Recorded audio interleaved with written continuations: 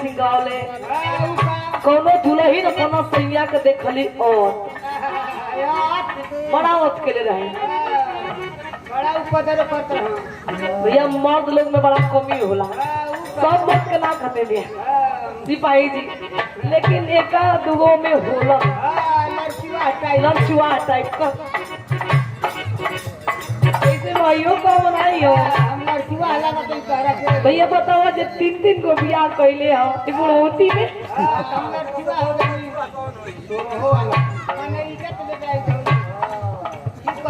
नाम देवे के भाई फ्री में प्रचार होता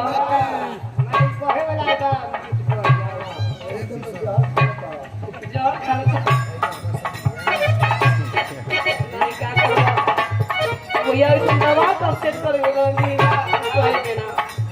लेकिन कैसे दुल्हन अपना सैया के खाली जी देखी नेवता पुजारी करी तो ठेके पे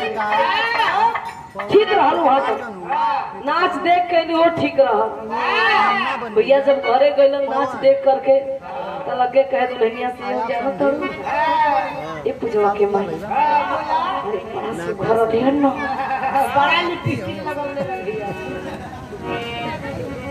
बड़ा बिटिहनी रही बड़ी सुंदर रही अब देखे कहे चुप ना रही हई देखो ये दादा हई देखो मर जात को हम रात दिन इतना संगे रहता नहीं लगता कि फोकरन बसात है काटत है एक दिन ना जाना देख के नहीं बाप रे बाप तारीफ है तारीफ हम नहीं बोलो ए भैया दुल्हन खिसिया गई रिसिया कली हटी कुछ हो जाइए देखा भोरारी में बतावा ये बेरा हाँ जिद करके दुल्हन डांट के गो बात कहेगा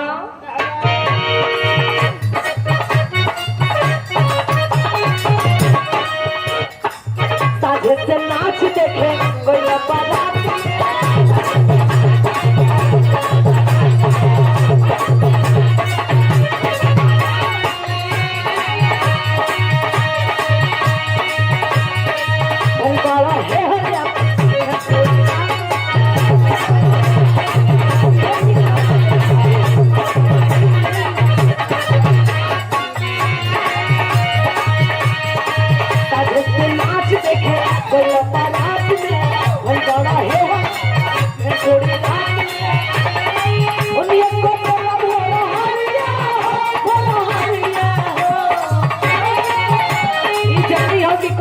पताई हुई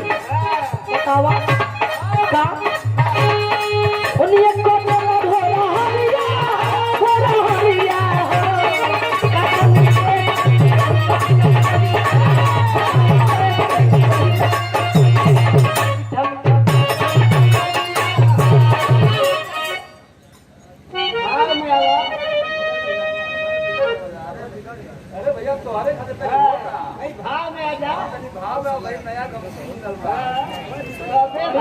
तभी बिगड़ गए आपके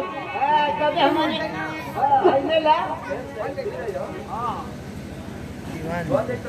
नवाज पुरस्कार 101 रुपए से आप कोट कोट से बंधन स्वागत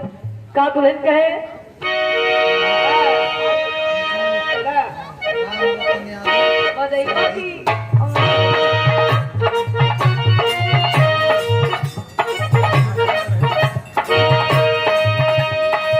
मेरा बिता के लिए बेकार हो गया आज देखा था नहीं कि देखा था कि मुंड बड़ा पहने होने जाता बताओ भैया इधर सामने आई दुल्हन एक लाइन और बतावे का